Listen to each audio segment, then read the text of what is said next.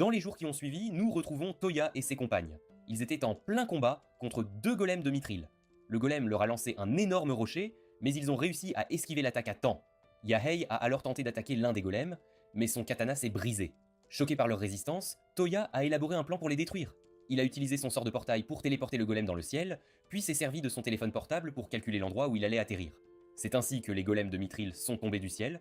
Toya et les filles ont alors utilisé le sort d'accélération. Les golems, gravement endommagés, ont été immédiatement attaqués par le groupe. Après le sort lancé par Lindsay, sa sœur jumelle, Elsa, a attaqué le golem à son tour. Le premier golem a été vaincu. Puis Yumina a lancé un sort à son tour, détruisant le second golem avec son javelot de foudre. Finalement, les 2 puissants golems de Mithril ont été terrassés par le groupe de Toya, qui a pu récupérer les orbes magiques. Ils ont ainsi réussi à accomplir leur quête. Ils sont ensuite retournés au manoir de Toya, où il a été immédiatement accueilli par Rin et Cécile. Toya a annoncé que leur groupe avait réussi à vaincre les golems de Mithril et que presque tous avaient été promus aventuriers de rang rouge. Toya s'est alors rendu compte qu'il avait oublié sa servante Francesca. Il est immédiatement allé la chercher dans le jardin de Babylone. Cependant, elle était en colère contre son maître et l'a taquiné pour son imprudence. Toya s'est ensuite excusé auprès de Francesca pour son comportement. Après cela, Léon a voulu parler des cercles magiques de Babylone. Toya a été surpris qu'elle veuille vraiment trouver les autres parties de Babylone. Il lui a donc dit que s'il trouvait le moindre indice, il l'aiderait à localiser les cercles magiques. Soudain, Toya a reçu un appel de Dieu et s'est téléporté dans le royaume divin. Dieu a invité Toya chez lui, car il voulait savoir s'il appréciait sa vie avec Almighty Riz. Toya a répondu qu'il était très reconnaissant d'avoir reçu autant de Rizos. Dieu a ensuite voulu offrir un nouvel iPhone à Toya, mais celui-ci a répondu que son iPhone actuel lui convenait parfaitement. Pendant ce temps, la déesse de l'amour regarda son téléphone. Elle lui demanda pourquoi il n'avait pas mis sa fiancée en fond d'écran. Toya pensa que ce serait embarrassant, mais il se fit sermonner par la déesse de l'amour. Elle lui dit qu'il devait immédiatement changer son fond d'écran pour une photo de ses filles. Il fut alors convaincu par les 2 divinités de prendre une photo de sa fiancée chez lui. Pendant ce temps, ses filles se détendaient dans un bain. Elle se regarda sa bague de fiançailles, et Umina dit qu'elle aimait aussi beaucoup la bague de Toya. Lindsay appréciait également la bague. Ces bagues sont spéciales, et confèrent aux filles le pouvoir d'utiliser des compétences, telles que le sort Excel et la boîte à objets. Yahei convainc que les bagues étaient à la fois très belles et utiles. Puis, Umina déclara que Toya était un homme formidable et séduisant. Toutes furent d'accord avec l'opinion d'Umina, qui ajouta que des gens chercheraient à profiter de la gentillesse de Toya à l'avenir. Elle affirma ensuite qu'elle devait prendre grand soin de Toya pour le protéger des personnes mal intentionnées. De plus, Umina souligna qu'elles étaient toutes au courant de la puissance omnipotente de Toya. Elle devait donc se préparer au fait qu'il aurait d'autres fiancés à l'avenir. Dans les jours qui suivirent, nous retrouvons Toya et Yahei. Ils étaient à Ishin. Toya a commandé au forgeron un katana en mithril. Ensuite, Yahei a voulu tenir la main de Toya. Toya a été submergée par sa mignonnerie et a rougi en regardant son visage adorable. En conséquence, ils se sont tenus par la main et Yahei a profité de ce moment passé ensemble en tant que couple. Dans l'après-midi, Toya a rendu visite à la famille royale avec Yumina. La mère de Yumina lui a donné des conseils en tant que future épouse. Puis le roi a souhaité bonne chance à Toya avec ses 4 futures épouses. Soudain, le roi a déclaré qu'il attendait avec impatience ses premiers petits-enfants. Yumina a alors frappé son père, embarrassé par ses paroles. Après cela, Toya a appris de la mère de Yumina que beaucoup ne reconnaîtraient pas leurs fiançailles, car il n'avait aucun grand exploit héroïque à son actif. Cependant, Sushi est apparue. Elle était heureuse de voir sa cousine Yumina. Ensuite, Toya a passé du temps avec Sushi et la famille royale. Plus tard, il est rentré chez lui, et Touya a appris que si la famille royale n'avait pas de fils la prochaine fois, il deviendrait le prochain roi. Touya a ensuite réfléchi aux paroles de la reine, selon lesquelles il devait accomplir des actes héroïques pour épouser Yumina. Le lendemain, Touya s'est rendu à l'auberge Silver Moon et a appris de ses 2 amis que leur ville rencontrait des problèmes, car les touristes ne voulaient plus la visiter. Touya a eu une idée et a décidé de les aider. Il a construit un onsen japonais à l'auberge Silver Moon. Il a ensuite invité tous ses amis à essayer son onsen fait maison. Les filles ont été impressionnées par le travail de Touya et Yumina a un peu taquiné les 3 jeunes filles timides, puis Yumina a demandé aux 3 filles à quel moment elles avaient réalisé qu'elles étaient amoureuses de Touya. Else a répondu qu'elle était tombée amoureuse de lui parce qu'il est un véritable gentleman et qu'elle adore ses beaux yeux. Yumina a convenu que Touya avait conquis Else et elle a voulu entendre l'histoire de Linz. Yae était impatiente de l'entendre. Linz a alors expliqué qu'elle était tombée amoureuse de lui parce qu'elle était très timide avec les garçons. De plus, Touya l'écoute toujours, il est très gentil et montre toujours un grand intérêt pour elle. En conséquence, elle a ressenti un sentiment de complicité auprès de lui. Ensuite, Lindsay a dit qu'elle ne savait pas exactement quand elle était tombée amoureuse de lui.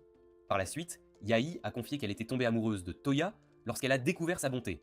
Elle aimait le fait qu'il ne juge pas les autres et qu'il vienne toujours en aide aux personnes dans le besoin. Toutes les filles ont avoué leur amour pour Toya, et Elsa a voulu connaître l'histoire de Yumina. Cependant, Yumina a répondu qu'elle était tombée amoureuse de lui immédiatement. Lorsqu'elles se sont rencontrées, les 3 filles ont été touchées d'apprendre qu'il s'agissait d'un coup de foudre pour Yumina. Soudain, Francesca a dit à Toya qu'elle était sur le point d'escalader le mur pour le voir nu. Francesca s'est retrouvée paralysée, et Toya a averti les autres hommes de ne pas essayer d'escalader le mur. Soudain, Léane est apparue dans la salle de bain des hommes. Elle avait des indices sur les îles flottantes de Babylone. Plus tard, Toya et ses amis se sont envolés vers une ruine découverte par Lynn. Elle était certaine d'y trouver un cercle magique de Babylone. Toya n'a pas montré beaucoup d'intérêt, ce qui a exaspéré Lynn. Elle s'attendait à ce que Toya soit plus enthousiaste, alors elle l'a un peu taquiné, puis une phrase est apparue. Le monstre poursuivait des innocents. Toya décida de leur venir en aide et élabora un plan de sauvetage. Soudain, les personnes en détresse furent attaquées par les Freys, mais Elsa parvint à dévier l'attaque. Les jumeaux voulaient assurer la sécurité des hommes et des femmes. Toya ouvrit alors son portail et Yahei attaqua les Freys. Elle tomba des Freys et Toya la sauva grâce à son sort de portail. Les Freys tirèrent ensuite un rayon laser sur Toya et ses amis. Dépassé par le monstre, Toya se cacha derrière un rocher. Soudain, il tomba sur un ami qu'il avait connu quelques jours auparavant. Enda possédait une grande connaissance des monstres appelés Freys. Il se téléporta alors vers les Freys et détruisit le corps du monstre en une seule attaque. Toya fut surpris par la puissance d'Enda. De plus, l'ami de Toya détruisit les 2 noyaux du Frey. Toya s'interrogea ensuite sur la barrière mondiale et apprit qu'il existe une barrière dans son monde qui empêche les objets étrangers d'entrer. Enda a expliqué qu'ils avaient pu pénétrer dans leur monde par une brèche dans la barrière et qu'ils n'étaient que des subalternes. Ensuite, Enda a disparu et Toya s'est occupée des personnes secourues. Elles ont bu un verre et ont remercié Toya de les avoir sauvées de cette situation périlleuse. Toya a appris que le groupe souhaitait sauver les filles, réduites en esclavage. De plus, elle a expliqué que le collier d'esclaves causait beaucoup de souffrance et de problèmes aux jeunes filles. Elle cherchait quelqu'un capable de retirer ses colliers. Soudain, les aventuriers ont découvert que Toya pouvait supprimer cet objet dangereux. Toya a utilisé sa compétence apport et a libéré toutes les filles de leur esclavage. Après cela, Toya leur a demandé quel était leur prochain plan. Elles ont répondu que les filles n'avaient nulle part où aller. C'est alors qu'Umina est apparue, se présentant comme la princesse du royaume de Belfast. Elle a déclaré que toutes les filles pouvaient vivre dans le royaume de Belfast. Les aventuriers et les filles ont remercié Umina. Toya a donc permis aux aventuriers et aux filles de séjourner dans son manoir pour le moment. Soudain, Lynn a posé des questions sur l'inconnu. Toya lui a raconté qu'il avait rencontré End en ville. End voulait acheter une crêpe, mais son argent avait été refusé. Toya a payé pour lui et lui a fait visiter la guilde. Ensuite, Toya a tenu la pièce d'End et Francesca l'a reconnue. La pièce avait été créée il y a plus de 5000 ans et Léon trouvait le garçon, End, très suspect. Toya a admis qu'il était effectivement un peu louche. Puis les filles ont découvert que Toya leur cachait quelque chose. Toya a donc avoué qu'il avait eu une conversation avec la professeure Regina. Elle lui avait parlé des démons appelés Freys, qui étaient apparus de nulle part et avaient détruit le monde. Toya s'est excusé d'avoir oublié d'en parler aux filles. Léon s'est alors demandé combien de monstres Freys vivaient il y a 5000 ans et pourquoi ils avaient disparu. Francesca a ensuite parlé d'une arme nommée Frame Gear, construite par la professeure Regina. Toya était très enthousiaste à l'idée de cette nouvelle arme de haute technologie et voulait voir le Frame Gear immédiatement.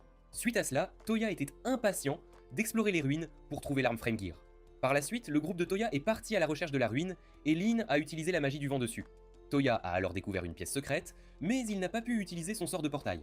Cependant, Toya s'est dirigé vers le cercle magique et l'a imprégné de magie. Toya a ainsi été téléporté vers un autre lieu. Soudain, l'androïde Rosetta est apparu. Toya a appris qu'il avait découvert l'atelier de Babylone. Rosetta a ensuite appris que Francesca avait déjà accepté Toya comme étant compatible. Rosetta a alors posé des questions perverses et a demandé à Toya de deviner la couleur de sa culotte. En conséquence, Toya a essayé de découvrir la couleur de sa culotte grâce à la magie du vent. Sa première tentative a échoué et il a utilisé la magie du feu. La jupe de Rosetta était résistante à la magie. Toya a donc utilisé un sort qu'il venait d'apprendre. Il a utilisé le sort Longue Sens et a découvert que sa culotte était transparente. Il a été choqué et Rosetta l'a accepté comme son maître du Riz. Ensuite, elle a donné à Toya un baiser passionné, à la française, pour l'enregistrer comme son nouveau maître. Après cela, Toya a visité l'atelier de Babylone. L'atelier est doté d'une technologie de pointe. Puis, arrivé dans une pièce vide, Rosetta a fait apparaître un appareil. Cet appareil pouvait créer des objets et des outils. Toya a alors voulu savoir s'il pouvait copier son arme. Toya souhaitait fabriquer un pistolet en mithril, et la machine a immédiatement créé sa nouvelle arme. De plus, Rosetta a montré qu'il pouvait personnaliser le design de son pistolet. Toya était émerveillé et voulait tester sa nouvelle arme, mais la programmation n'avait pas été copiée. Par ailleurs, Toya a appris qu'il pouvait également commander une production en série. Après cela, Toya a voulu en savoir plus sur le Frame Gear. Toya a appris que Rosetta avait participé à la construction de l'arme, mais qu'il l'avait stockée dans un autre endroit. Cependant, Rosetta a affirmé que son atelier était bien meilleur que le jardin de Babylone. Toya a mis fin à la dispute entre les deux androïdes et a demandé si les deux îles de Babylone pouvaient être réunies. Finalement, Toya est arrivé à son manoir et les aventuriers se sont excusés auprès de lui pour leur impolitesse. Comme Toya est fiancé à la princesse Yumina, il leur a dit qu'ils pouvaient se lever, car ceux-ci leur racontaient beaucoup de bêtises. Après cela, les aventuriers ont demandé à Toya s'il avait du travail pour les jeunes filles, étant donné qu'elle n'avait aucune expérience professionnelle. Toya a donc élaboré un plan pour elle. Quelques jours plus tard, nous retrouvons Toya. Il a ouvert un maid café. Les aventuriers lui ont ensuite rapporté que son idée était un succès total, permettant ainsi aux filles d'obtenir un emploi. Le groupe d'aventuriers a également remercié Toya pour le travail de sécurité qu'il leur a confié. Toya était heureux d'avoir pu utiliser les bénéfices de sa manufacture de vélo pour réunir assez d'argent afin d'ouvrir le café. Alors il a ensuite découvert que Lindsay avait sélectionné des livres que beaucoup de femmes adorent. Toya était surpris et ravi de constater que les clientes pouvaient aussi déguster de délicieux gâteaux en lisant. Plus tard, Will a confié qu'il aimerait lui aussi pouvoir utiliser la magie nulle. Il a ajouté que son grand-père en était capable. C'est ainsi que Toya a appris l'existence d'un nouveau sortilège appelé Gravité, qui permet d'agir sur le poids d'un objet. Plus tard, Toya a accompagné Yumina à la guilde. Yumina était heureuse de passer du temps avec Toya, et elle voulait aussi enfin monter en grade. Ils ont alors découvert une quête consistant à chasser un crabe géant. Lorsque Toya a voulu postuler pour la quête, la réceptionniste Prime a vérifié son identité. Elle lui a dit qu'elle se rendait souvent dans son maid café. Elle lui a ensuite demandé si Toya pouvait commander un livre intitulé L'Ordre de la Rose. Toya a découvert qu'il s'agissait de toute une série de livres et il a voulu les commander pour Prime. Après cela, Yumina a dit que le livre était très pervers. Toya a été surpris que Lindsay s'intéresse aux romances gays. Puis, Toya a pensé que Yumina aimait aussi lire des livres osés. Yumina a alors répondu qu'elle n'aimait pas vraiment lire ce genre d'ouvrage. Elle a ensuite expliqué à Toya qu'elle connaissait simplement l'autrice des livres. Toya a ainsi appris que la fille aînée de l'Empire de l'Arbitre était l'autrice de ces livres. Toya a été choquée quand Yumina lui a révélé que son amie d'enfance, Riri, était une autrice de livres pervers qui écrivait sur des romances gays. Après cela, Toya est partie à la chasse à un crabe géant sanglant. En arrivant dans le désert, Umina a immédiatement jeté un sort à Monsieur Krabs. Ensuite, l'une des pattes de Monsieur Krabs a été touchée par un tir. Suite à cela, Toya s'est téléportée derrière le crabe géant. Toya a utilisé son sort de gravité récemment appris et a réussi à vaincre Monsieur Krabs. Après le combat, Umina a demandé quel plat Toya souhaitait cuisiner avec Monsieur Krabs. Il a répondu qu'il prévoyait de préparer de délicieux pâtés de crabe. Après la quête, ils sont retournés ensemble à la guilde et Umina a été promue à un rang supérieur. Umina était heureuse d'être enfin classée rouge, elle aussi. Puis Toya a dit qu'il voulait aller acheter les livres immédiatement. Soudain, il a demandé à Prime si elle pouvait lui donner un morceau de papier listant de nombreux livres populaires. Ensuite, elle a demandé à toutes ses amies quelles idées de lecture les femmes souhaitaient explorer. Prime leur a alors cité tous les livres populaires que les femmes apprécient. Toutes les femmes étaient impatientes de lire ces romans osés, ce qui a choqué Toya. Puis nous découvrons la capitale de l'Empire de l'Arbitre. Toya se trouvait dans une librairie et a montré à une femme les livres qu'il souhaitait acheter. Il a ensuite prétendu qu'il les achetait simplement pour sa propre boutique, car il était gêné d'acheter ces ouvrages suggestifs. Après cela, Toya a continué à regarder d'autres livres et a entendu une jeune fille pleurer. Elle était déçue car elle voulait acheter des livres osés, mais Toya avait malheureusement acheté presque tous les exemplaires. Lorsqu'il a compris le problème, il a appris que la jeune fille cherchait le dernier tome de la série Rose Maggie. Elle lui a demandé s'il pouvait le lui vendre. Soudain, la jeune fille a découvert que Toya avait acheté la série L'Ordre de la Rose et a conclu qu'il était un fan de romances gays. La jeune fille a alors déclaré qu'elle était l'auteur d'un livre. Elle a proposé de lui faire un autographe en échange du livre Rose Maggie. Toya n'était pas intéressée par cet échange. La jeune fille a pensé que Toya la prenait pour une arnaqueuse. Toya l'a alors mise à l'épreuve en lui demandant si elle était la princesse Riri. La princesse n'arrivait pas à croire que Toya connaissait sa véritable identité. Cependant, la princesse Riri a supposé que Toya voulait la faire chanter et séduire son grand frère pour prendre le pouvoir sur l'Empire. Toya l'a empêché de divaguer davantage et a clarifié le malentendu. C'est ainsi que la princesse Riri a appris qu'Umina lui avait révélé sa véritable identité. Toya lui a également dit qu'il était le fiancé de Yumina. Riri a été surprise d'apprendre que Toya n'était pas homosexuel. Toya l'a alors frappé à nouveau sur la tête pour qu'elle cesse de dire de telles absurdités. Il a ensuite téléporté Yumina auprès de lui et a dupliqué le livre de Rose Maggie pour la princesse Riri.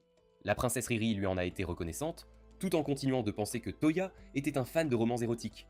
Toya s'est mise en colère et Riri a compris qu'il valait mieux qu'elle se taise. Il a ensuite placé les nouveaux livres dans sa boutique et les filles de la guilde étaient extrêmement heureuses. Puis elles ont toutes lu les livres sur les romances gays. Prime a remercié Toya d'avoir acheté tous ses excellents ouvrages. Après cela, nous voyons une jeune fille. Elle a demandé un livre, Lindsay a aidé la jeune fille et a montré à la cliente où trouver les livres. Ensuite, Will s'est excusé de ne pas avoir été utile et Toya lui a remonté le moral. Il a ensuite remercié Will de lui avoir enseigné le sort de gravité. Toya a donc voulu exaucer l'un de ses vœux. Will a dit qu'il aimerait devenir plus fort. Toya a immédiatement compris qu'il voulait devenir plus fort pour protéger celle dont il était amoureux. En conséquence, Toya a emmené Will voir le chef des chevaliers. Toya a demandé à son ami de l'aider à devenir plus fort. Après cela, Elsa est apparue et a demandé si Toya pouvait la téléporter à l'auberge Silver Moon, car elle voulait se baigner dans l'onsen qui s'y trouvait. Toya se téléporte à l'auberge Silver Moon et discute avec Mika. Mika lui annonce que son affaire avec la source thermale est un franc succès. Le marchand Zanuck fait alors son apparition. Il est devenu un habitué de l'auberge Silver Moon et se rend à la source thermale tous les jours. Toya apprend ensuite que les vêtements qu'il avait commandés sont prêts à être livrés. Par la suite, Toya offre à Elsa de magnifiques vêtements de style chinois. Toya lui dit qu'elle est jolie, ce qui fait rougir Elsa devant lui. Elle est ravie que Toya lui ait offert ses beaux habits. Soudain, elle trébuche et Toya active son pouvoir de séduction. Il dégage un tel charisme qu'Elsa le regarde avec amour.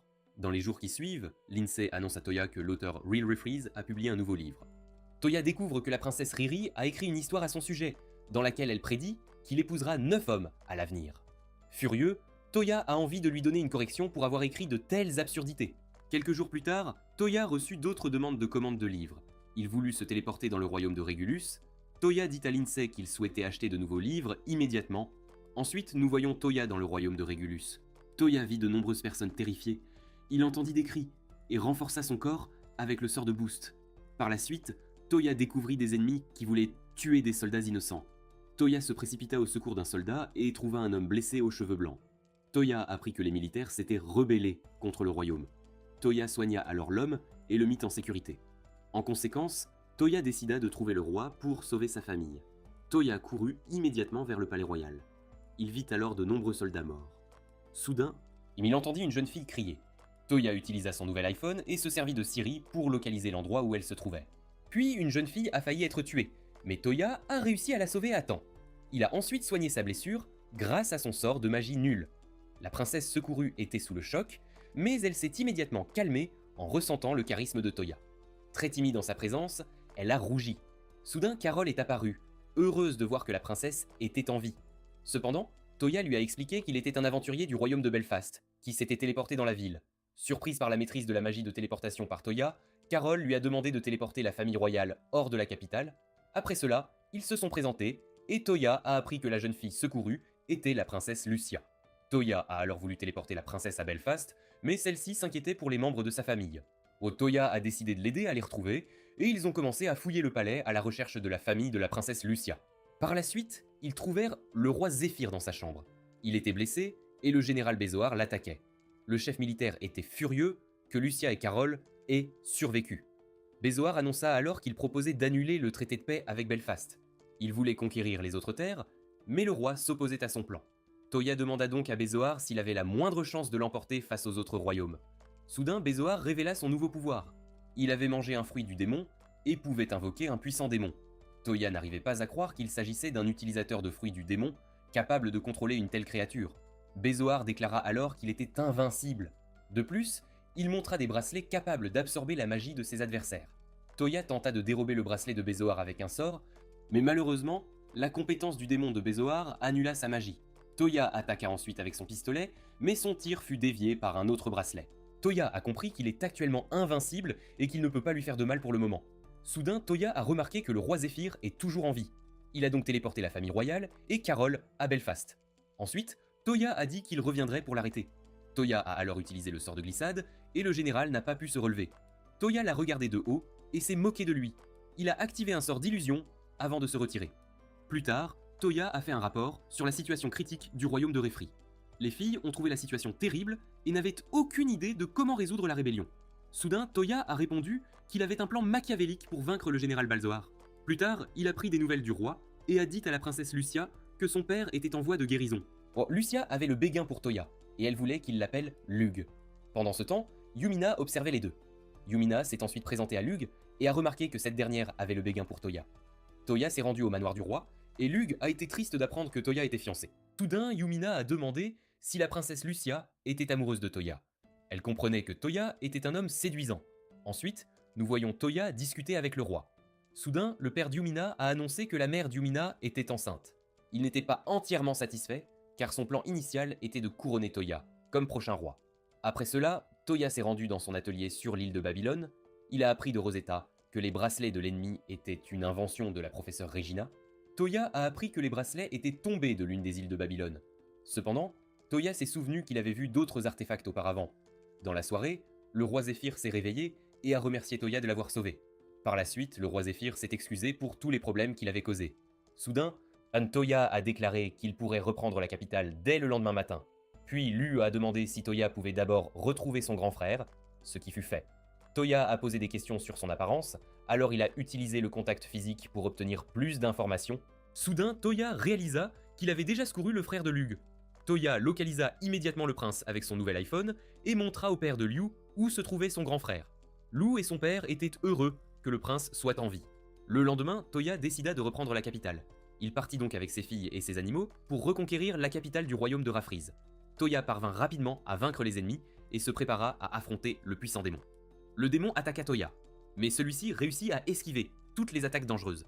Toya attaqua ensuite avec son épée et parvint à submerger le démon. Toya vainquit le démon d'un seul coup de poing, car il est aussi connu sous le nom de One Punch Man. Puis ses filles apparurent et elles vainquirent les autres ennemis également. Après cela, seul le général Balzoar restait, et il regarda Toya avec mépris.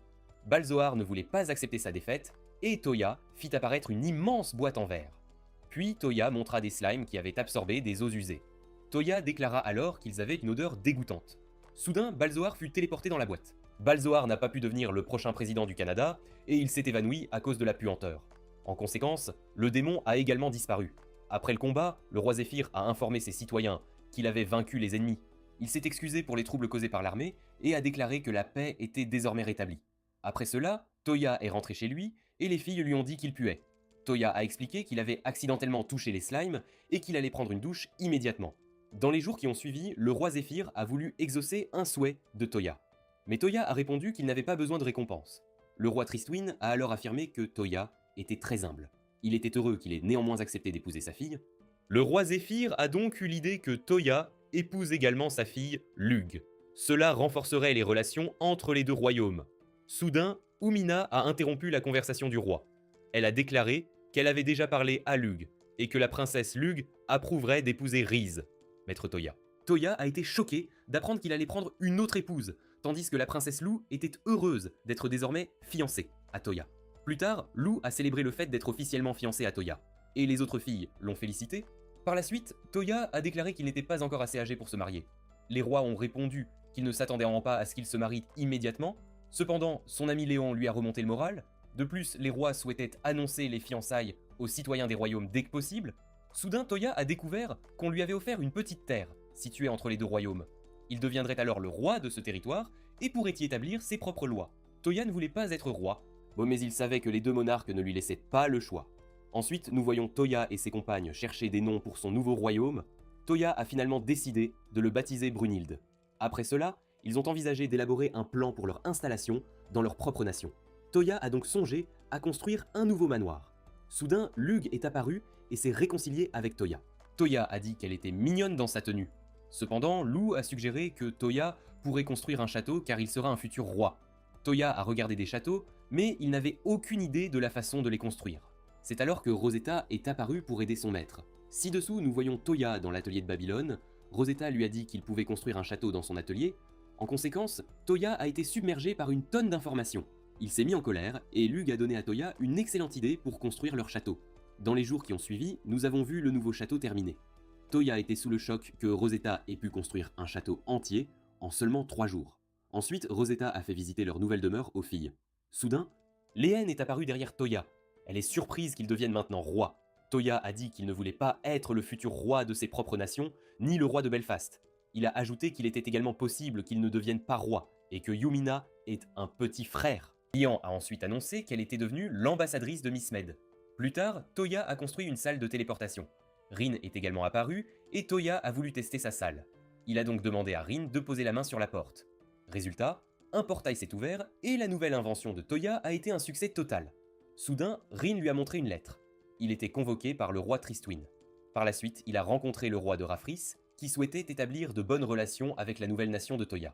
Cependant, Toya a craint de devoir épouser la princesse Riri, une perverse.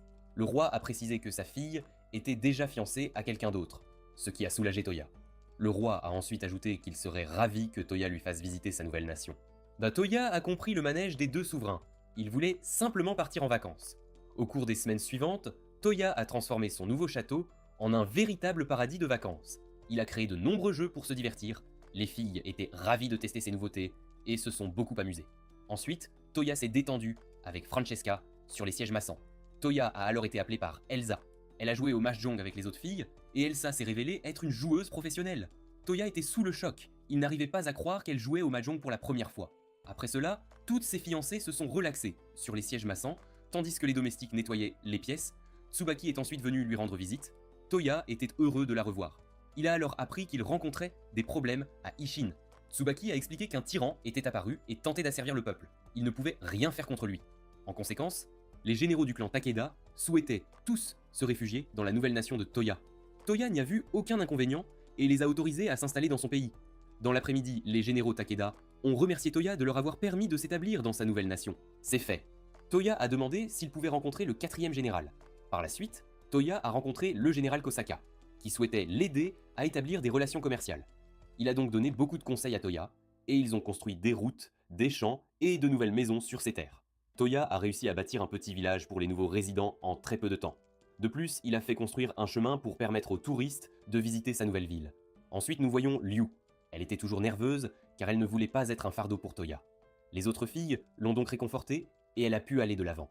Quelques jours plus tard, Toya a continué à bâtir sa nouvelle nation, et les enfants l'ont saluée. Puis Liu est apparue. Elle lui a préparé un délicieux bento pour le déjeuner. Elle était nerveuse, car c'était la première fois qu'elle cuisinait un bento. Toya a répondu que son plat était délicieux. Puis Toya a ajouté qu'elle était mignonne. Et elle rougit. Dans les jours qui suivirent, le paradis de vacances de Toya pour les familles royales commença. Ils passèrent tous un excellent moment dans la nouvelle demeure de Toya. Puis Léon déclara que Toya avait accompli un miracle en unifiant de nombreux royaumes. Ensuite, Sushi apparut. Elle voulait jouer avec Toya. Les autres rois voulurent également jouer avec lui. Le soir, Toya créa un feu d'artifice et assura aux chevaliers que personne ne les attaquait. Les familles royales purent ainsi admirer le magnifique spectacle pyrotechnique créé à l'aide de bombes. Après cela, Lou remercia Toya, heureuse de passer un si bon moment en sa compagnie. Soudain, Toya lui offrit une bague de fiançailles et elle fut fière d'être sa fiancée. Toya prouva alors qu'il était un véritable séducteur. Il savait que Lou avait envie de lui tenir la main. Quelques jours plus tard, nous retrouvons le groupe de Toya dans une immense grotte en montagne. Ils étaient à la recherche du Père Noël, mais ne trouvèrent qu'une nouvelle ruine. Toya a alors sauté dans une trappe secrète, il a découvert une autre ruine de Babylone. Il a donc transmis sa magie dans le cercle de téléportation. Toya a été téléporté dans une pièce à Babylone et il a trouvé un bâtiment. Soudain, Belle Flora s'est présentée. Elle lui a parlé de la salle d'alchimie et Toya a été surpris par sa forte poitrine. Toya a ensuite raconté qu'il avait été accepté comme maître par les autres gardiens des îles de Babylone. Flora pouvait sentir son aura de séducteur et elle a voulu le tester. Elle a donc forcé Toya à masser ses seins. Toya était submergé et il a été reconnu comme son nouveau maître. Après le baiser, Toya n'arrivait pas à croire qu'il avait reçu une autre servante perverse. Toya était sous le choc du baiser passionné qu'il avait reçu de Flora. Après cela, on a fait visiter la salle d'alchimie à Toya. Il a ensuite appris que de nombreux médicaments différents sont fabriqués dans le laboratoire. Puis Flora lui a montré une pièce remplie de potions qui confèrent des capacités spéciales. Par la suite, Toya a appris que la professeure Regina fabriquait de nombreux stimulants sexuels différents. Plus tard, Lynn fut déçue qu'il n'ait pas trouvé la bibliothèque de Babylone. Ensuite, les autres filles rencontrèrent Flora et furent jalouses de sa forte poitrine. Yahi essaya de calmer Umina et Lu et parvint à leur remonter le moral.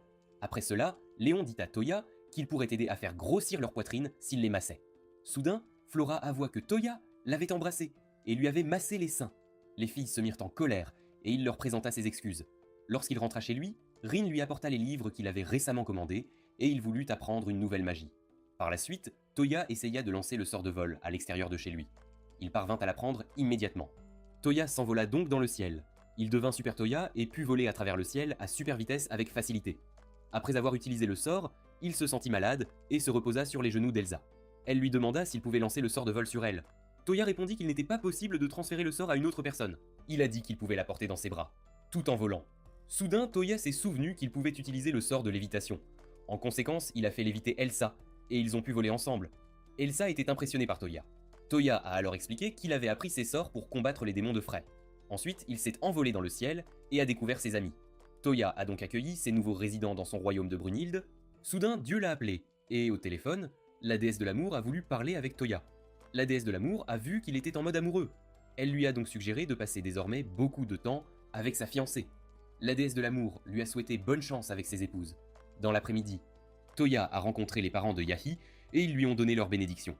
Toya a ensuite déclaré qu'il était heureux de ne pas avoir à se battre contre son père. Soudain, le père de celle-ci a eu l'idée de tester la puissance de Toya. Mais Yahi ne voulait pas qu'ils se battent. Les parents de Yahi pouvaient voir la passion de leur amour. Par conséquent, les parents de Yahi ont souhaité qu'ils soient heureux ensemble. Ensuite, Toya a rendu visite à Elsa et Linz, les jumeaux. L'oncle Toya pensait qu'il serait puni par le nouveau roi. La fille s'est alors excusée, disant qu'il racontait n'importe quoi. Toya a immédiatement essayé de le calmer, et tante Lana a compris pourquoi sa nièce aimait Toya. Elle a compris que c'était un garçon au très bon cœur. Puis on a demandé à Toya s'il était aussi fort que le roi de leur nation. On a demandé à Toya s'il pouvait vaincre des ours puissants. Il a ainsi découvert le problème des monstres et a voulu aller s'en débarrasser. Plus tard, après la chasse aux ours, Toya a bu un thé dans son café. Soudain, End est apparu et Toya l'a interrogé au sujet des Frey. Enda lui a dit que les Frey venaient d'un autre monde à la recherche d'un noyau spécial. Les démons attaquent les humains parce que le noyau de leur roi est caché en l'un d'eux. Le roi de Frey communique par des sons, mais le battement de cœur des humains est trop bruyant. Par conséquent, il tue des innocents pour trouver ce noyau. Touya a ensuite appris qu'il y a 5000 ans, la barrière avait été soudainement réparée et que le danger avait disparu. Touya a alors demandé à End s'il était une bonne ou une mauvaise personne. Il a répondu qu'il était juste un homme essayant de faire gagner du temps à l'humanité en traquant les démons de Frey.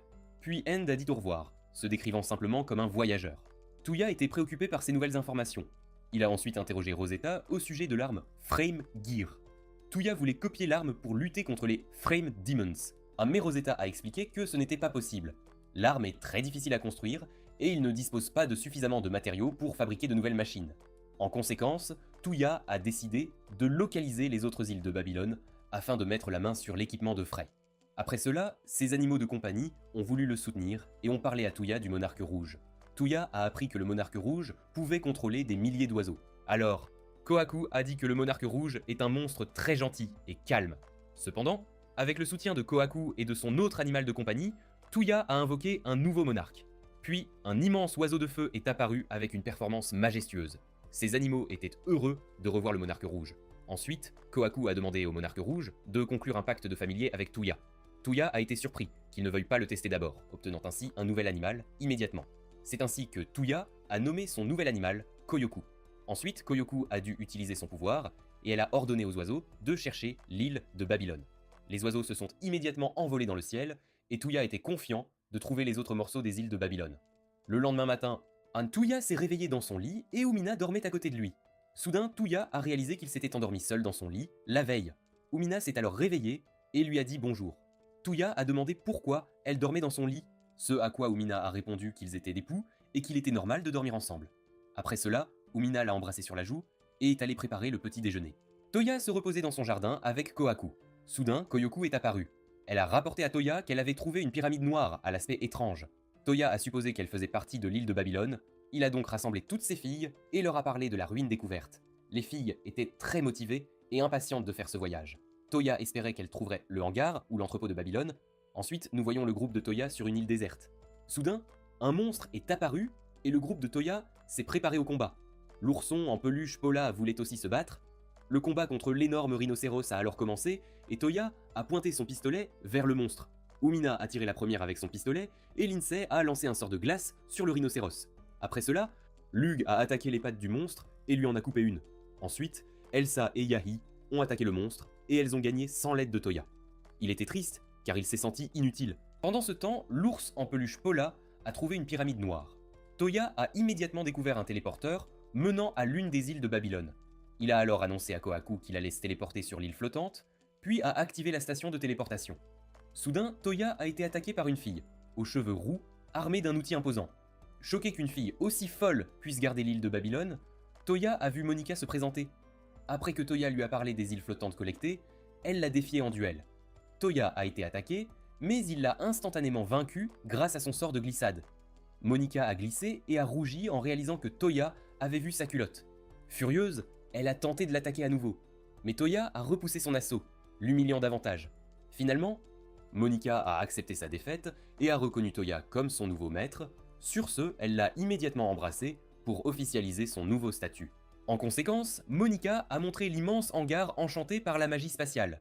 Monica a voulu ouvrir une salle de stockage, mais comme elle ne pouvait pas atteindre le bouton, elle l'a détruit. Toya a alors aperçu le premier Frame Gear construit par le professeur Regina. Toya a immédiatement voulu jouer avec la combinaison de combat géante, mais il a été déçu car les commandes STOD cassaient. Monica a expliqué que la machine consomme du liquide éthéré, puis Monica a suggéré que Flora aurait peut-être une solution.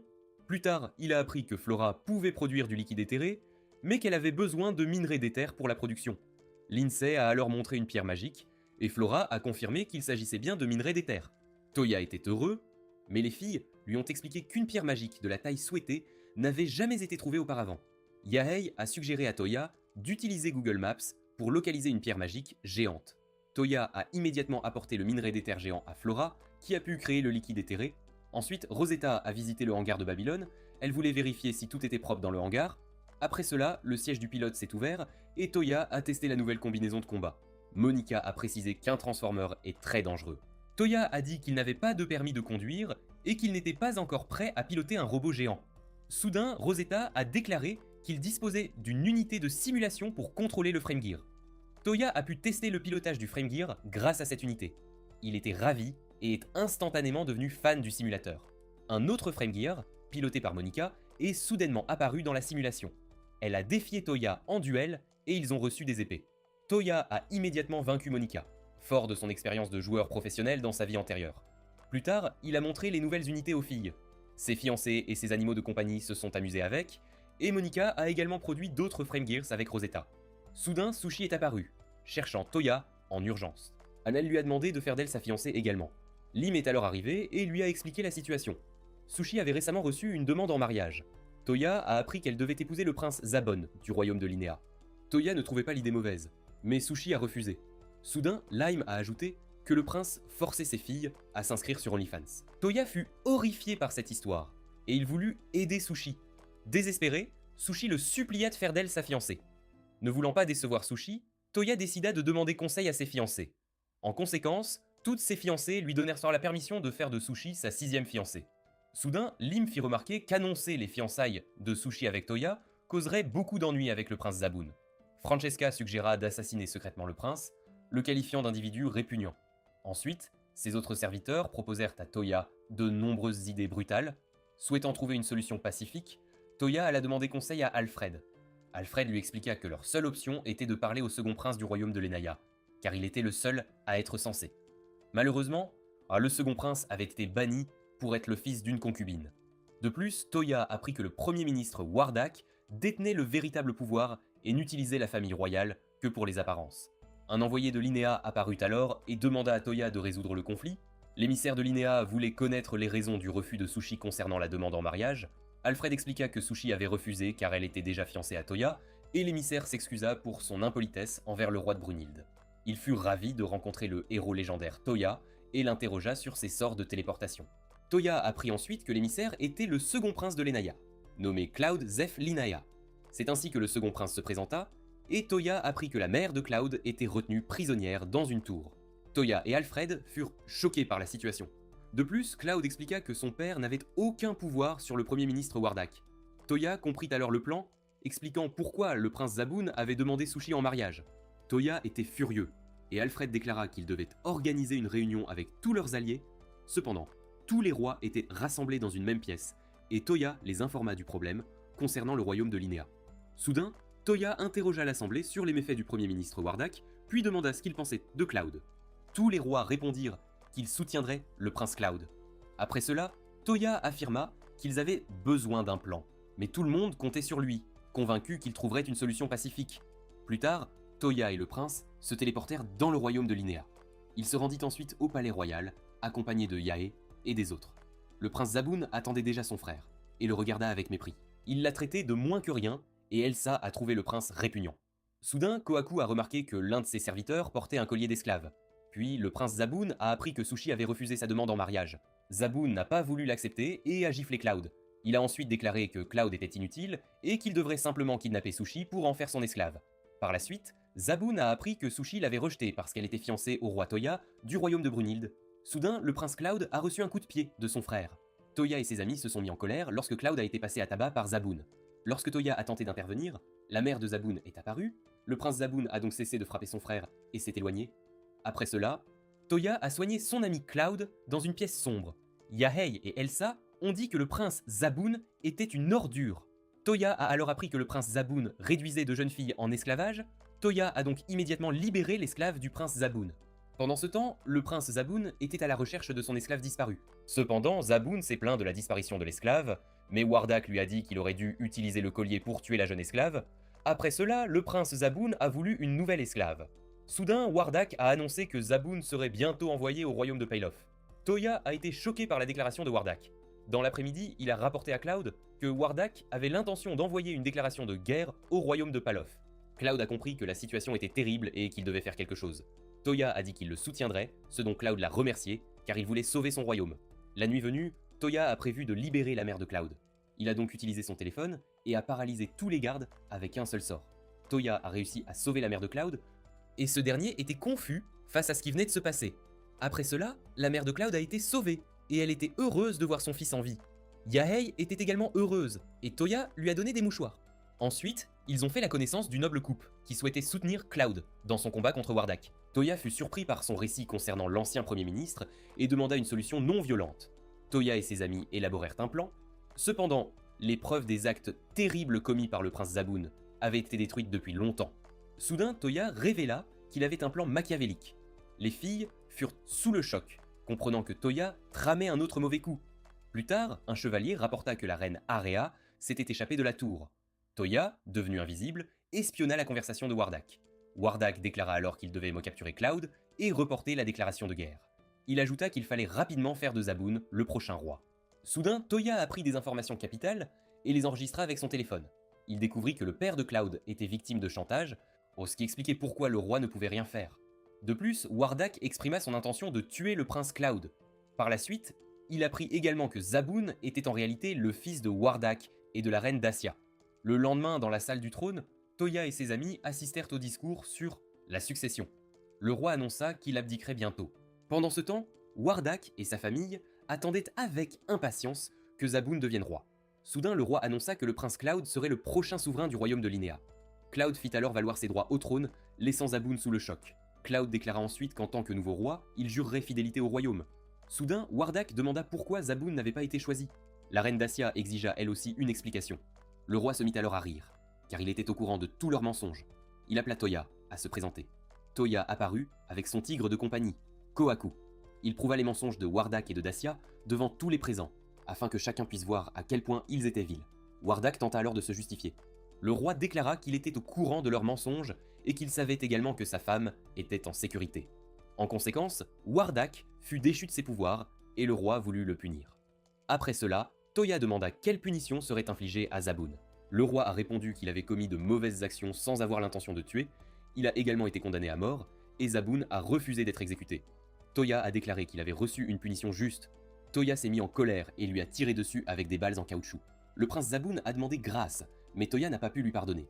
Zaboun a donc été mis hors d'état de nuire par Toya, avec ses balles en caoutchouc. Après cela, Cloud est devenu roi, et la famille de Wardak n'a pas été exécutée. À la place, ils ont été condamnés à des travaux au champ. Quelques semaines plus tard, le roi Cloud est également devenu le nouvel allié de Toya. Ensuite, Toya a voulu jouer avec ses Frame Gears. Soudain, Sushi est apparue. Elle était ravie que Toya ait vaincu le prince maléfique. Toya lui a dit qu'il pouvait annuler leur fiançailles, mais Sushi était très triste. Elle a presque commencé à pleurer. En conséquence, Toya a décidé d'épouser Sushi également, lorsqu'il aura 18 ans. Sushi était heureux, et Toya a eu une 6e fiancée. Maintenant, dans les mois qui suivent, nous voyons Toya au mariage d'Olga et Léon. Ils accueillaient tous leurs invités. Pendant ce temps, Lindsay et Liu étaient heureuses de voir leur union. Toya fut ensuite saluée par les pères des jeunes mariés.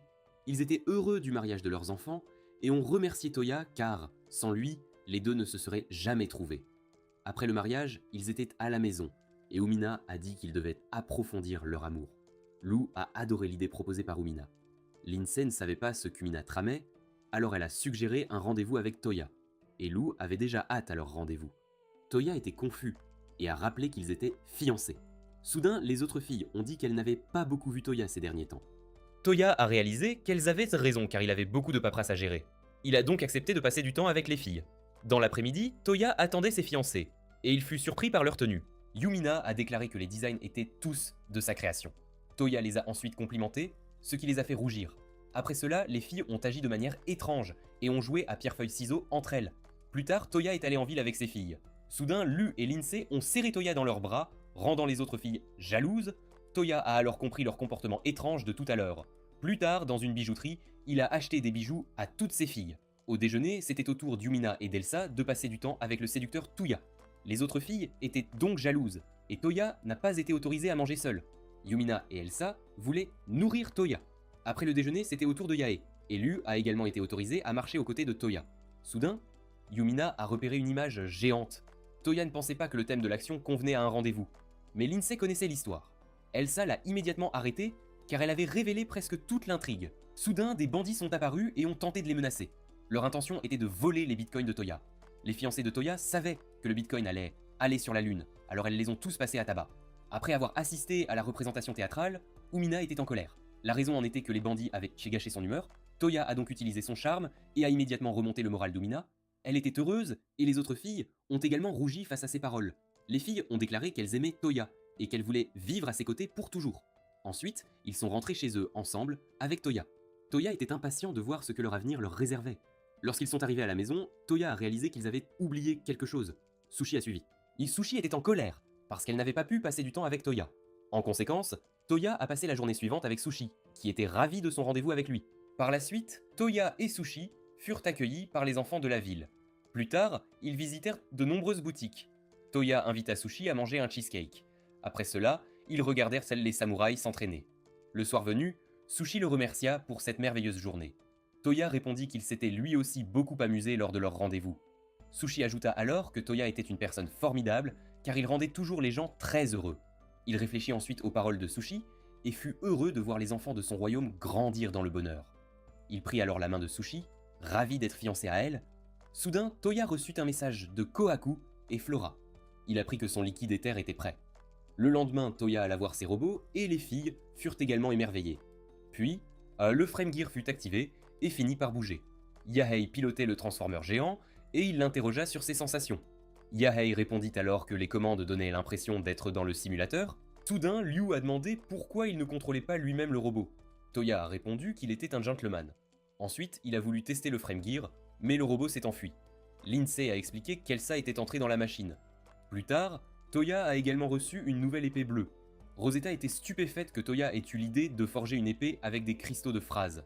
Toya a alors expliqué qu'il avait eu cette idée en les combattant la dernière fois. Après cela, Toya a appris qu'elle avait besoin de plus d'orichalques pour construire les frame gear. Toya a donc décidé d'en trouver. Mais Lu et Yumina sont partis à sa recherche. Elle voulait la sortir avec Toya, mais ne voulait pas l'empêcher de travailler. Toya leur a dit qu'il cherchait de l'orichalque. Soudain, il a pensé à chercher des golems d'orichalque. Il a utilisé Google Maps et a immédiatement trouvé les golems qu'il cherchait. Les filles les voulaient l'accompagner, mais elles n'aimaient pas voler dans les airs. Par conséquent, Toya s'est envolé seul vers le royaume de l'Estia pour chasser les golems. En chemin, il a découvert un village en flammes attaqué par les démons de Frey. Toya s'est précipité à leur secours alors qu'un groupe de chevaliers combattait déjà les démons. Une chevalière a tenté de les vaincre, mais son épée s'est brisée. Toya a réussi à la sauver à temps. Il a immédiatement terrassé un démon de Frey et la jeune femme est tombée sous le charme de Toya. Ce dernier a alors réalisé que seuls des démons de Frey de faible niveau se trouvaient sur le terrain. Il a assuré aux chevaliers qu'il les vaincrait tous. Aussitôt, Toya a lancé son attaque contre les démons de Frey, les anéantissant en un instant. Après le combat, Toya s'est enquis des blessés. Apprenant que tout le monde n'était que légèrement touché, Amil a proposé de les soigner. Il a alors guéri tous les villageois blessés. Ensuite, Toya s'est présenté et a fait la connaissance de la princesse Hildegarde du royaume de l'Estia. Après cela, Toya a révélé qu'il était le roi de Brunhilde. Surprise, Hildegarde a alors compris qu'il s'agissait du légendaire héros Toya dont elle avait entendu les rumeurs. Soudain, Toya a demandé s'il pouvait récupérer les matériaux des Frey. C'est ainsi qu'Hildegarde a découvert son épée Frey, et elle a fixé son épée du regard. Toya a remarqué qu'elle voulait elle aussi une épée Frey. En conséquence, il a sorti ses épées de rechange de son inventaire. Toya a donc donné une épée à Hildegard. Hildegard a alors rougi et a remercié Toya. Après cela, Toya a dit au revoir à Hildegard. Plus tard, Toya a vaincu de nombreux golems d'Orichalque et a récolté suffisamment de matériaux. Sur le chemin du retour, il a vu un cerf qui voulait lui montrer quelque chose. Le cerf l'a conduit jusqu'à une jeune fille blessée qui perdait du sang et avait perdu certains membres. Elle était très gravement blessée et était sur le point de mourir. Toya a alors immédiatement utilisé son sort de guérison le plus puissant pour la sauver. À temps, la jeune fille s'est brièvement réveillée, mais elle s'est aussitôt évanouie. Quelque temps plus tard, Flora a annoncé que la jeune fille secourue était guérie, mais qu'elle avait perdu la mémoire. Toya a été sous le choc et a appris qu'elle savait toujours lire. Toya soupçonnait que les effets secondaires étaient causés par les membres sectionnés. Flora, confiante dans son laboratoire, a affirmé qu'elle pouvait retirer les champignons de Toya, pour lui prouver que ces effets n'étaient pas dus à son alchimie. Par la suite, Toya a rendu visite à la jeune fille dans sa chambre d'hôpital. Il a remarqué qu'elle n'avait effectivement aucun souvenir. Il s'est alors présenté comme étant le roi du royaume de Brunhilde. La jeune fille ne se souvenant pas de son propre nom, elle a suggéré à Toya de lui en donner un. Toya a donc décidé de l'appeler Sakura. Le nom lui a plu, et elle a remercié Toya.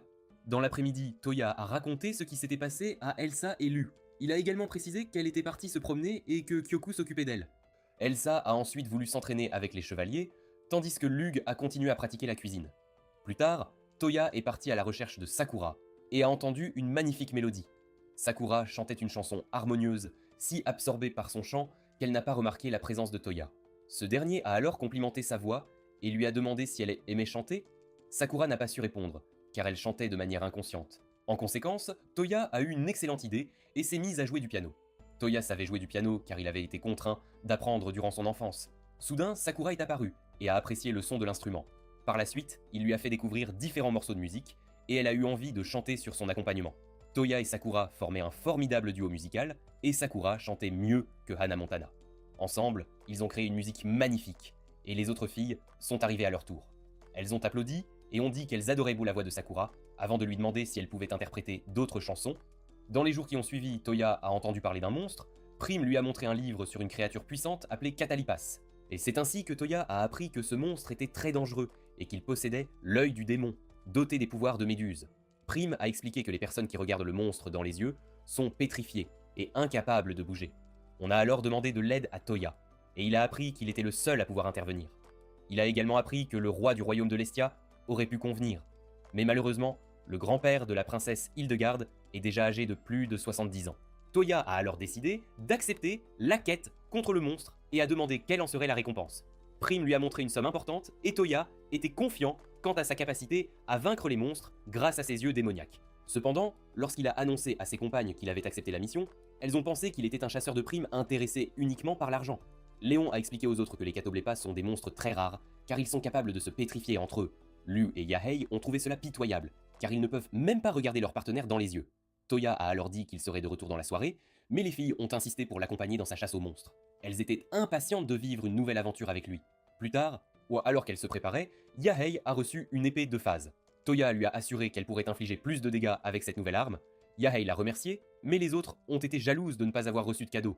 Francesca a ensuite informé Toya qu'ils étaient arrivés à destination.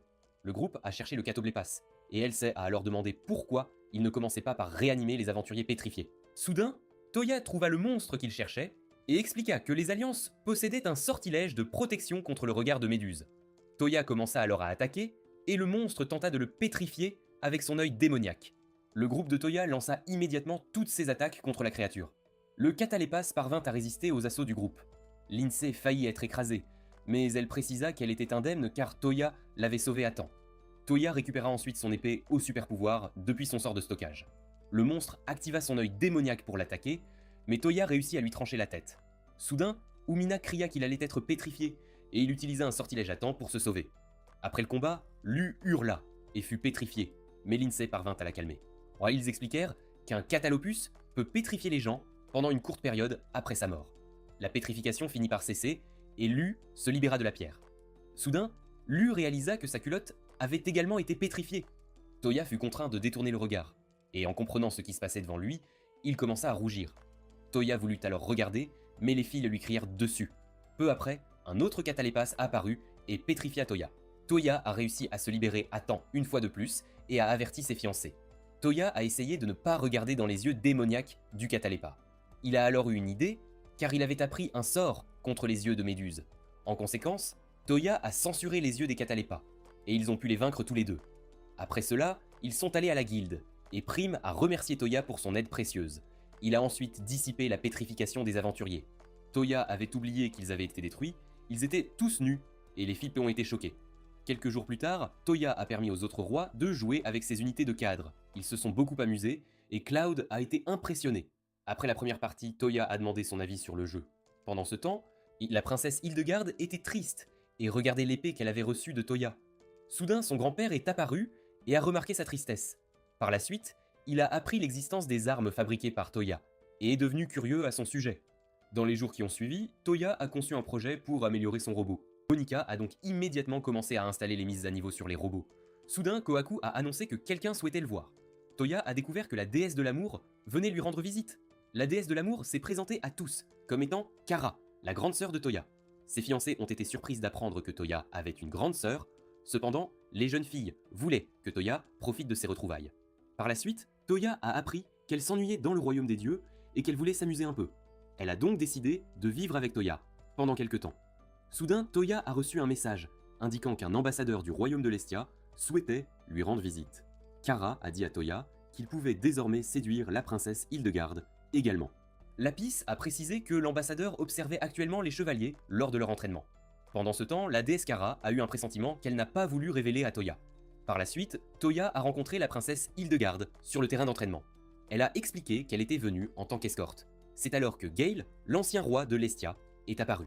Il était heureux de rencontrer Toya. Il a ensuite exprimé son souhait de visiter sa ville. Soudain, il a attrapé les fesses de Maid Lapis. Hildegarde était honteuse du comportement de son grand-père. Toya était surpris, car le vieil homme était un véritable tortue génial dans un monde d'isekai. Puis Gale a dit qu'il aimerait voir les Transformers du royaume de Toya. Toya lui a alors montré ses Frame Gears, utilisés contre les démons Freys. Toya lui a expliqué que ces robots étaient ses armes secrètes pour sauver le monde. Il a ensuite ordonné à Monika de faire une démonstration de la puissance de combat de ces robots. En conséquence, Monika a détruit un énorme rocher avec facilité. Après cela, Gale a voulu connaître les raisons de la construction des Frame Gears. Il a répondu qu'il souhaitait protéger le monde, car les démons Freys avaient détruit une nation entière quelques siècles auparavant. De plus, Toya a assuré qu'il n'avait aucune intention d'attaquer d'autres pays avec les Frame Gears. Ensuite, Gale a voulu savoir ce qui se passerait s'ils faisaient d'équipe. Toya a réussi à convaincre Gale, qui s'est alors allié au royaume de Toya. Par la suite, Hildegarde a interrompu leur conversation, car elle avait l'intention de défier le plus puissant guerrier de Brunhilde en duel. Plus tard, Yae a combattu la princesse Hildegarde. Yae a fait preuve de grandes compétences à l'épée, et les deux adversaires étaient à égalité. Finalement, bien que chacune ait tenté de l'emporter, aucune n'a réussi à prendre le dessus. L'intervention de Toya a mis fin au combat. Hildegarde a également appris que Toya était fiancé à Yae, et qu'il possédait un charme irrésistible. Lorsque Yae lui a confié que Toya avait déjà 6 fiancés, Hildegarde a été plongée dans le désespoir. Soudain, la déesse de l'amour est apparue, sachant pertinemment qu'Hildegarde avait le béguin pour Toya. Ce dernier ne se doutait de rien, ce qui rendait Hildegarde nerveuse. Elle a alors tenté de dissiper le malentendu. Soudain, Yae a révélé qu'elle n'était elle-même qu'une maîtresse au début de sa relation avec Toya. Cependant, comprenant les sentiments d'Hildegarde, Yae lui a assuré que les autres filles la soutiendraient également. En conséquence, Yae a suggéré qu'Hildegarde devienne elle aussi l'une des fiancées de Toya. Toya fut choquée d'avoir une 7e fiancée, mais Kara était ravie de leur décision. Peu après, Gale fit irruption en déclarant qu'il ne laisserait pas ce mariage se faire sans se battre. Toya crut devoir l'affronter, mais Gale voulait en réalité tester la détermination d'Hildegarde. Dans l'après-midi, Hildegarde devint officiellement la 7e fiancée de Toya et tout le monde la félicita. Sushi ajouta qu'elle était une princesse bienveillante et qu'ils étaient convaincus qu'elle serait un soutien précieux pour Toya. Soudain, Kara apparut, curieuse de savoir pourquoi Hildegarde était tombée amoureuse de Toya. Tout le monde était impatient d'entendre l'histoire. Hildegarde raconta alors comment Toya l'avait sauvée des démons de Frey. Kara l'interrompit, espérant quelque chose de plus romantique et féminin. Hildegarde décrivit alors Toya comme un héros resplendissant. Ils tombèrent tous d'accord pour dire que l'apparence de Toya rappelait celle d'un Pokémon brillant sous forme humaine. Puis, rougissante, elle raconta qu'elle était tombée amoureuse de lui au premier regard, confiant aux autres filles qu'à partir de ce jour-là, elle n'avait pas pu s'empêcher de penser à lui. Les filles ont répondu qu'elles comprenaient ses sentiments, car Toya est un séducteur capable de rendre n'importe quelle fille heureuse. Soudain, Kara a souhaité bonne chance à Hildegarde pour son combat, car elle a hâte qu'il se marie bientôt. Puis, la jeune fille a déclaré qu'elle réussirait d'une manière ou d'une autre à vaincre son grand-père, et que l'amour lui donnerait la force nécessaire. Le soir venu, le combat entre Hildegard et son grand-père a commencé. Gale était très fort malgré son âge. Les filles s'inquiétaient pour Hildegard, mais elles croyaient fermement en sa victoire. Toya a voulu aider Hildegard et a utilisé son téléphone pour lui montrer des photos de femmes séduisantes sur OnlyFans. Grâce à cela, Gale a été distrait avec succès. Hildegard a donc réussi à vaincre son grand-père avec une attaque finale. Soudain, Umina a demandé où il avait trouvé la photo de la femme en bikini. Hildegard a pu sauver la vie de Toya, car les filles étaient toutes en colère contre lui. Toya a ensuite soigné la blessure de Gale. Puis Gale a félicité Hildegard pour ses fiançailles officielles avec Toya. Il a également exprimé son souhait de rencontrer la femme en bikini. Profitant de l'occasion, Toya s'est éclipsée avec Gale. Pendant ce temps, ses fiancés voulaient punir Toya pour avoir conservé des photos de femmes en bikini. Le lendemain matin, Hildegard a remercié les autres filles pour leur soutien. Ensuite, Hildegard a posé des questions sur les parents de Toya. Elsie et Lindsay ont répondu qu'elles ne connaissaient pas elles-mêmes les parents de Toya.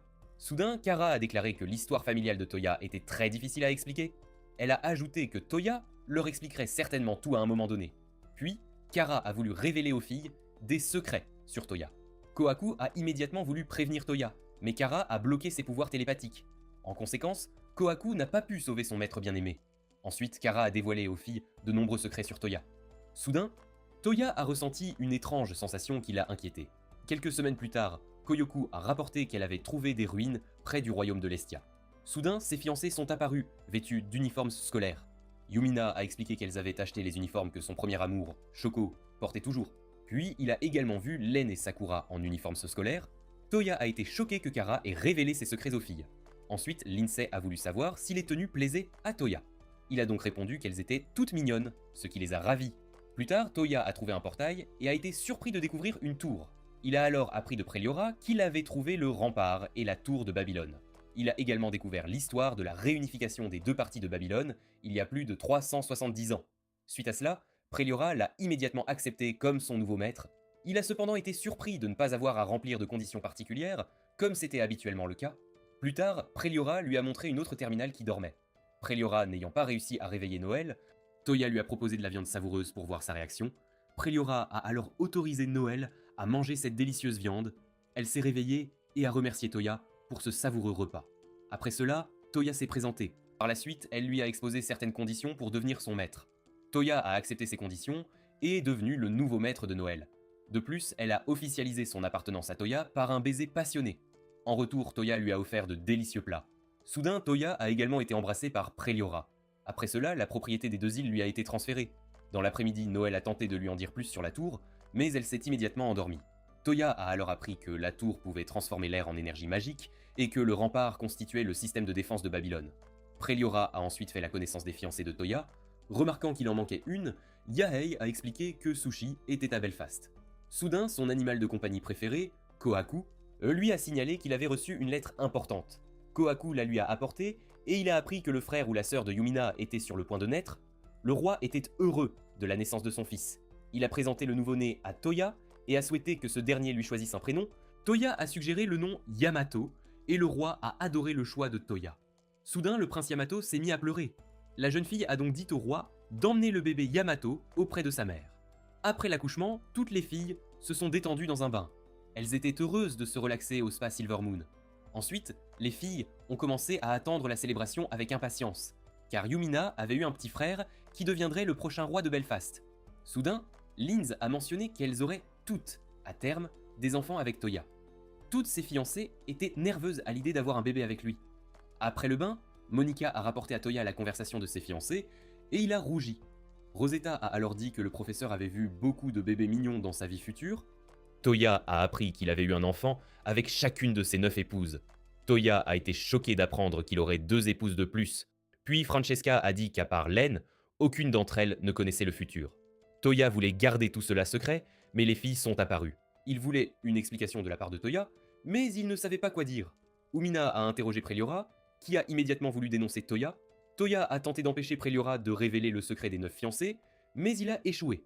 Les filles ont donc découvert que Toya allait épouser d'autres jeunes femmes. Choquées, elles ont conclu que Toya était un coureur de jupons. Toya s'est excusé d'avoir trop de succès auprès des filles. Après cela, elles ont discuté d'une punition pour lui. Len et Sakura ont affirmé qu'il serait certainement puni.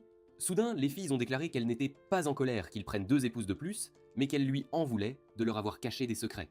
Toya a été reconnu coupable, et sa punition consistait à devoir prouver son amour à chacune de ses fiancées. Toya savait qu'il devait désormais prouver son amour sincère à toutes les filles. Il a alors une idée, leur prouver son amour lors du feu d'artifice le soir même. Par la suite, les filles ont admiré un magnifique feu d'artifice en compagnie de Toya. Ensemble, ses serviteurs soutiennent Toya. De plus, tous les habitants et ses amis ont célébré le festival avec de délicieux plats. Toya a déclaré qu'il était heureux, car la naissance du prince Yamato lui a fait comprendre l'importance de la famille. Toya a ajouté qu'il était comblé d'avoir toutes ses épouses et qu'il protégerait chacune d'elles contre les démons Frieza et les monstres maléfiques. Suite à cela, Umina l'a embrassé. Elsie est apparue ensuite et l'a embrassé à son tour. Selon Elsa, Sushi voulait embrasser Toya, mais elle était encore trop jeune, elle a donc seulement reçu un baiser sur la joue. Après cela, Lug est apparue, mais elle était nerveuse et s'est enfuie immédiatement. Liane a raconté qu'Hildegard s'était évanouie à l'idée d'un baiser. Ensuite, Yaei a voulu embrasser Toya. Elle était heureuse. Aimé a soudainement projeté Toya au sol. Par la suite, Toya a embrassé Elsa par accident.